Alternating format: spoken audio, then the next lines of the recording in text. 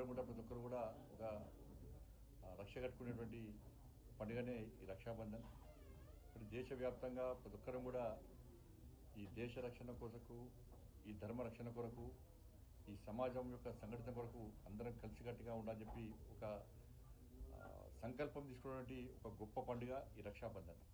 ఈ రక్షాబంధన్ సందర్భంగా ప్రతి ఒక్కరికి హృదయపూర్వక శుభాకాంక్షలు తెలియజేస్తూ అందరం కూడా దేశానికి, ధర్మానికి, సమాజానికి రక్షగా ఉండాలని చెప్పి ఈ సందర్భంగా తెలియజేసుకుంటూ, ఒకవైపు అందరమేమో నువ్వు నాకు రక్ష, నేను నీకు రక్ష, మన ఇద్దరం దేశానికి, ధర్మానికి, సమాజానికి రక్ష అని చెప్పి రక్షాబంధన్ పండుగ జరుపుకుంటుంటే తెలంగాణ రాష్ట్రంలో ఒక విచిత్రమైనటువంటి నానుడు ఉన్నది. ఏముందంటే కాంగ్రెస్ వాళ్ళు, బీఆర్ఎస్ వాళ్ళు మీ అవినీతికి మేము రక్ష, మా అవినీతికి మీరు రక్ష, మన ఇద్దరం కలిసి దోచుకుందాం, కలిసి దాచుకుందాం అనేటువంటి ఒక సంకల్పం తీసుకొని కాంగ్రెస్ వాళ్ళు, బీఆర్ఎస్ వాళ్ళు ఈ పండుగ జరుపుకుంటున్నారు.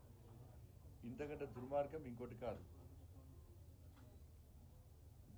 ఇంతవరకు బీఆర్ఎస్ పార్టీ చేసిన అవినీతి మీద ఆరోపణ చేస్తున్నారు, సిట్లు వేస్తున్నారు, విచారణ పేరుతో కాలయాపన చేస్తున్నారు తప్ప ఇంతవరకు కేసీఆర్ కుటుంబంలో ఒక వ్యక్తిని కానీ, రాజకీయ నాయకుడిని కానీ అరెస్ట్ చేసిన దాఖలాలు లేవు, చర్యలు తీసుకున్న దాఖలాలు లేవు. చర్చల పేరుతో, విచారణ పేరుతో కాంగ్రెస్ పార్టీ కాలయాపన చేస్తున్నది. కాంగ్రెస్ పార్టీ పాల్పడుతున్న అవినీతికి కానీ, కాంగ్రెస్ పార్టీ యొక్క ప్రజా వ్యతిరేక విధానాలు కానీ బీఆర్ఎస్ పార్టీ ప్రశ్నించే ప్రయత్నం చేస్తలేదు. 6 గ్యారెంటీల విషయంలో అసెంబ్లీ పెడితే ఓల్గో తిట్టుకుంటున్నారు. కేవలం మీరుండాలి, మేముండాలి, వార్తల్లో కానీ బయట కానీ ఒక ప్లాన్ ప్రకారం ఇది జరుగుతూ ఉంది.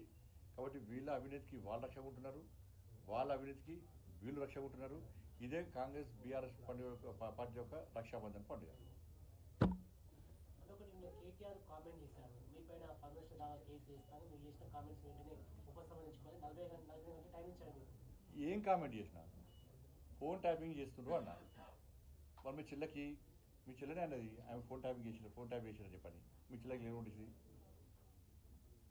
రాధాకిషన్ రావు అనే వ్యక్తి ఆయన వాంగ్మూలలో పెద్ద ఆయనే బ్రాకెట్లో కేసీఆర్ అనే వాంగ్మూలంలో రాసి ఉంది. దాన్ని కోర్టులో సబ్మిట్ చేసిన అధికారులు, ప్రభుత్వం. మరి రాధాకిషన్ రావుకి ఇస్తావా నోటీస్? ఇస్తావా? ఎవరికి ఇస్తావు నోటీసు? నేనేమంటున్నా అంటే అసలు నోటీసులు ఇవ్వాలనుకుంటే ఈ కేసీఆర్ కొడు కానీ, కేసీఆర్ కానీ ఎప్పుడు జైల్లో ఉంటారు.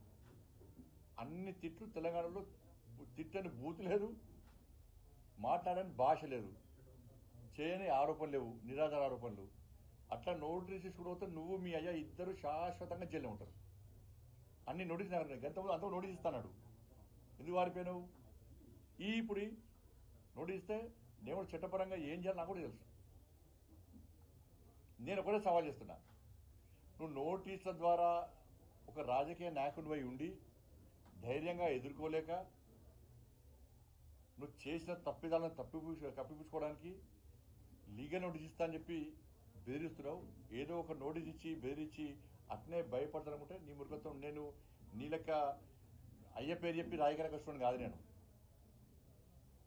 తెలంగాణ ఉద్యమంలో ఎవరో చేస్తుంటే పోయి మధ్యలో జెండా పెట్టి కంకులు కాల్చే కాడ ఫోటో దిగి, దోషలు వేసే కాడ ఫోటో దిగి, చావటలో పోయి ఫోటో దిగి, మధ్యలో జెండా జేఎస్ఎల్ మీటింగ్ పెడితే మధ్యలో జెండా పెట్టి రాజకీయ నాయకుడు అనేటువంటి వ్యక్తిని కాదు. నేను చిన్నప్పటి నుంచి ధర్మము, దేశము అనేటువంటి ఒక ఆలోచనతో, ఒక జాతీయవాద భావజాలంతో, ఒక హిందూ ధర్మ రక్షణ కోసం పాటుపడుతూ హిందూ సమాజాన్ని సంఘటితం చేస్తూ అనేక ఉద్యమాలు చేసి, అనేక కేసులను భరించి, అనేక సార్లు జైలుకు పోయి పోలీసుల దెబ్బలు తిని వచ్చినటువంటి వ్యక్తి నేను. మా నాయన పేరు చెప్పో, మా తాత పేరు చెప్పో నేను వచ్చిన వ్యక్తి కాదు. నీకు నాకున్న తేడా అది.